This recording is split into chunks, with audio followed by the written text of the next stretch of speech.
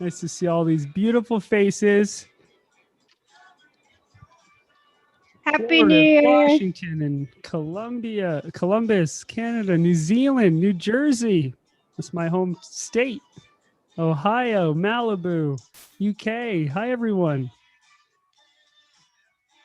I don't know why the Buddha's not dancing. He always sits still.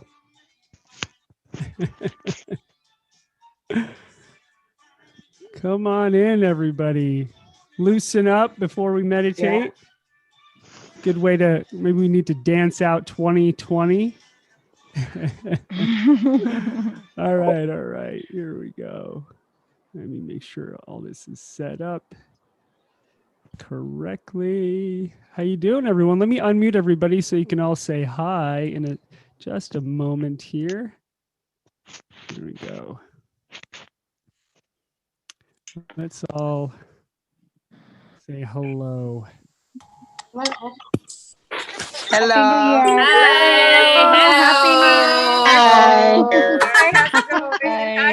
Happy New Year. Happy New Year. Wow, amazing. Happy New Year. Happy New Year, everybody. Hello. Happy New Year. Lovely to be here with everybody. Lovely to be here with you all. I will meet you. Oh, hi, doggy. Hi, doggy. All right. Welcome. We got over 500 of you signed up, so I'll give it another minute or two here. But good to be here with everybody. Happy New Year. I hope you're not too hungover. I bet most of you spent New Year's alone or with just a few people. And I bet liquor sales were way down this year. Good to see everyone. So let's see. Some people got unmuted. Let me make sure everyone is muted. There we go. That's better. It's kind of working. So, we got a lot of good work to do today, and I'm excited to do this meditation with you all. Oh, don't worry, I won't keep you here all day, just 3 or 4 hours of meditating. If this is your first time sitting with me, welcome. I wanted to start the new year off with a few jokes to put 2020 behind us. Can we do that? A buddy of mine sent me some really good 2020 top 10. I just want to read you a few of them. 12 things to consider. I won't do all 12 actually, to consider as we close the door on 2020. Number 1, dumbest thing I ever bought in 2020 was a planner. Number 2, I was so bored, I called Jake from State Farm just to talk to someone. He asked me what I was wearing. If you're not in America, that's like a car insurance company. Number 3, 2019, stay away from negative people. 2020, stay away from positive people. That's good. That's a good one. Number 4, the world turned upside down. Old folks are sneaking out of the house and their kids are yelling at them to stay indoors. That's really good. This morning, I saw my neighbor talking to her dog. It was obvious she thought her dog understood her. I went home and told my cat, and we laughed a lot. Every few days, try on your jeans just to make sure they fit. Pajamas will have you believing all is well in the kingdom. That's pretty good. That's pretty good. I never thought the comment, I wouldn't touch him or her with a 6-foot pole, would become national policy. And here we are. If you're just coming in, just a few 2020 jokes to get us rolling, to put it behind us. I hope the weather is good tomorrow for my trip to the backyard. I'm getting tired of the living room. And the last one, this is my last one. Never in a million years could I have imagined I would go up to a bank teller wearing a mask and ask for money. I think that's my favorite, actually. So welcome everybody. Hopefully you are having a good beginning to your new year. If you're just coming in, please say hi. I'd also love for everyone to share just one word. If you're here live, obviously, if you're here by recording, welcome. Just one word that describes for you what you would like your 2021 to look like. So, creative, fulfilling, curious, just any one word: peaceful, aligned, authentic, profitable, breakthrough, ease, purposeful, lovely, active, calm, normal. I like that. Can it just be normal? Wow. You guys got some good ones. Connected, inspirational, healthy. Yes, healthy. A lot of peace, calm, and confidence. The dog whisperer Caesar Milan, the famous dog whisperer guy, he always says when you approach a dog, you want to be calm, confident, uh, full of love and joy, and in that order. First, you start with calm, so they're calm, and then confident. Maybe that might be my approach to 2021: calm, confident, love, and joy. I like that. Focused, yeah. Great. So we're starting a new cycle. This is beautiful. I'm excited. Um, I know so many people have put so much stock in, 2020 was a horrible year. Let's just end it and start over. But that's just an arbitrary line we create on a calendar in our minds. I think shifting the energy is going to take more than just a change of calendar. It's going to really take us shifting ourselves from the inside out, and hopefully that's what we're going to be doing today with each other, and then when you go out into the world with everyone else around you. And I want to go, as we go into meditation today, into a few areas that maybe have been holding us back in the past that we're ready to shift, and then really stepping into what our clear vision is for this year. Because if you don't have a clear vision, it's hard to execute something. It's hard to really create the life that you want to live. And I think most of us are in a little bit of denial about that. Like, we think we have a clear vision and we know what we want or what we're here on this planet to create. But if you really ask somebody, it ends up being kind of vague. And if we accomplish anything today in meditation, hopefully it's closing our eyes and seeing an image very clearly, or getting a sense very clearly: this is what I'm here to create on this planet. Part of it might be just for you around relationships or career or creativity or your spiritual growth. And hopefully some of it is around giving and helping other people around you. And maybe they're connected in some way. So we'll get into that as well. And if you've been meditating for a decade already, welcome. If this is your third time ever meditating, doesn't matter, welcome. I had a guy, I told this story once before, but years and years ago, I had a guy say to me, "David, I have meditated for more than 5,000 hours." And I was like, all right, so I probably picked my nose for that many. What's your point? It really makes no difference. And to be honest, sometimes a beginner meditator, at least being in that beginner mind, is going to be so much more fruitful. If you go into it like, I know what I'm doing, or I've tried this before, or I visualized before, you're going to put a filter up between you and your answer. And in today's meditation, this really is about finding some of our own answers. And I say this to my students often: we have two eyes to see the physical world, and we have one eye that sees our inner world. So when we close our eyes, we open up our inner eye and we're able to see what's inside of us, what we're working on, and maybe even a vision for what we're here to create. And I don't want you to create a vision that you just kind of created out of thin air because I want $100 million billion. I want you to find a vision that's already inside you.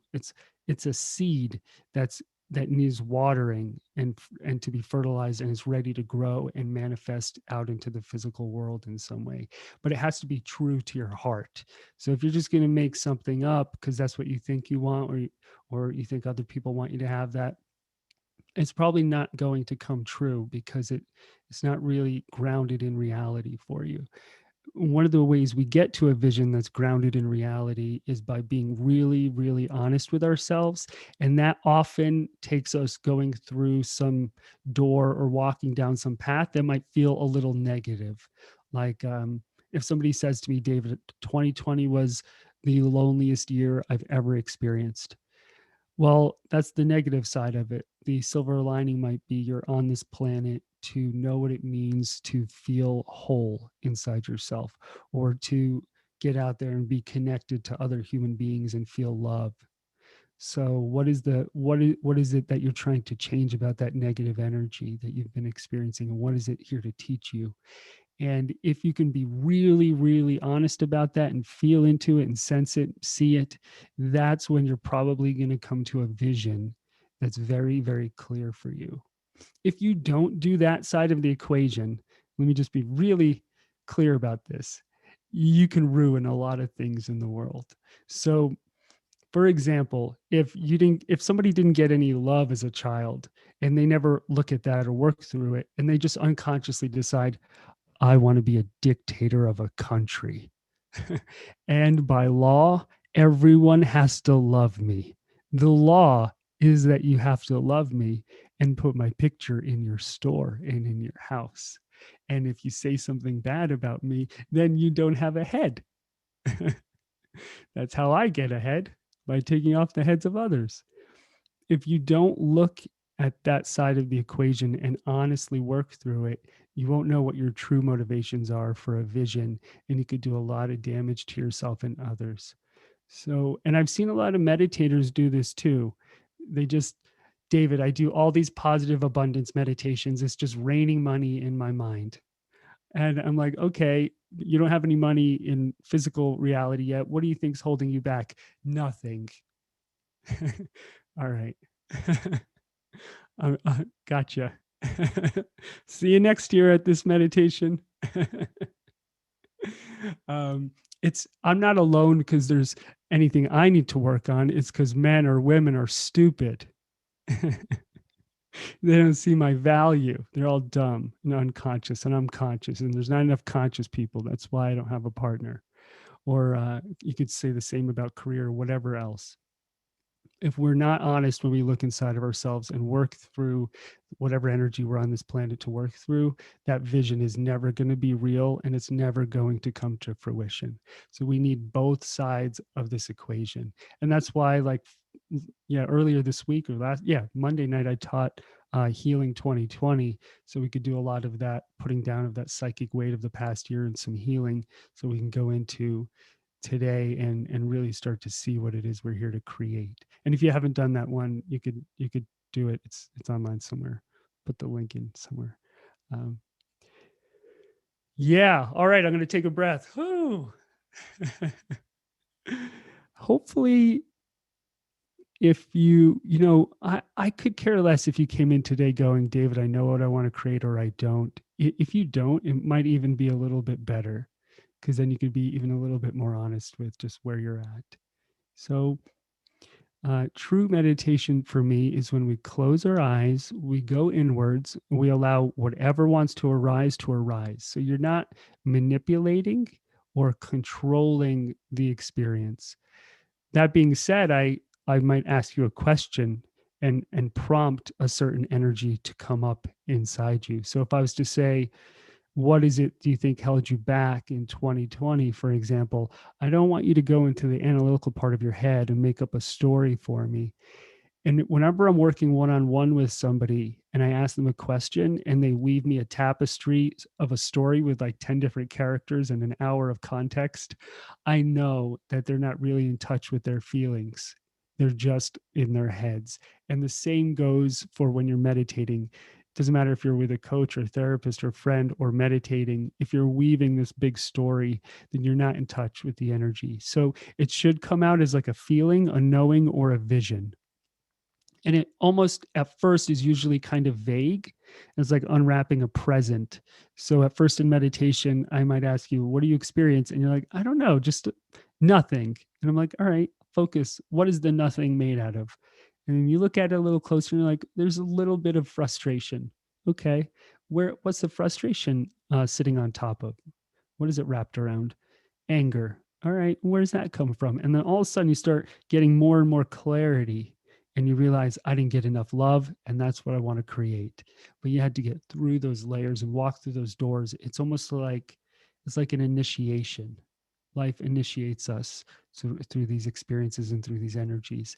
And then when we're really getting through it, that's when we can start to build and create.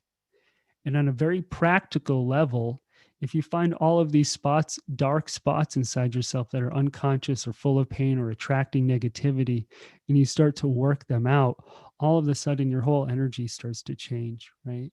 And then people are around you and like, wow, I feel good around you. And it's because you don't have like this unconscious beacon of pain that's underneath all your words. Hi, everything's great. I hate you. or life's, you know what I mean? And they're like, oh, that doesn't feel right. There's a little dissonance. So when we work through this stuff in ourselves, which I have no idea how long it takes us, you know, every situation and energy is different. But when we start to unlock those things, it's almost like they reintegrate into our being and make us richer. So I don't want to erase these experiences or any pockets of pain in you. I want you to, this is what I want for you anyway. It's up to you to look at them and transform them and then let them kind of return into the wholeness of who you are. And those pockets of energy, they might make up 20, 50, 80% of who you are, of your energy. And then as they reintegrate into you, all of a sudden your vision gets clearer and clearer and clearer until it's like crystal clear, and then it just like gets created.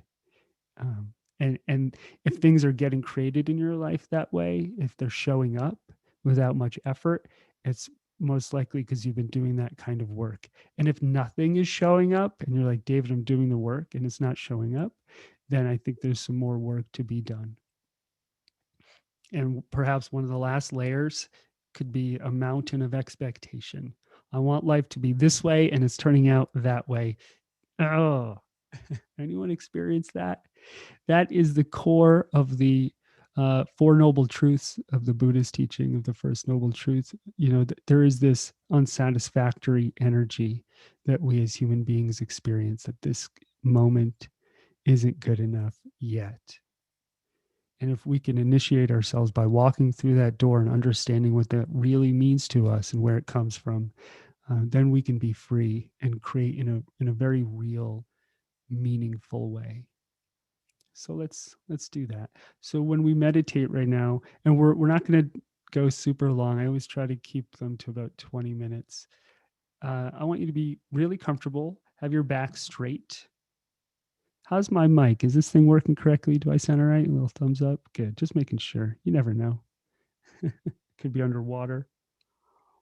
And these are fake, by the way. You're on Zoom.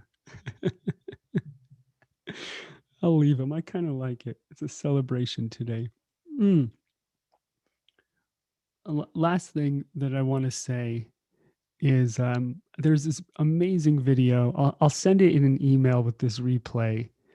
There's this amazing video with Alan Watts, and it's a cartoon where he talks about the purpose of life and that we think it's always to get somewhere. We're always trying to get somewhere. We're chasing some education goal, some career goal, some money goal. And he says, you know, life is actually a lot more like music, where it would be kind of silly where the only thing that mattered in a composition of music would be the last note. Like I got there and the guy like hits the cymbals together, ding. Like that wouldn't make a very good song, would it? It would kind of suck.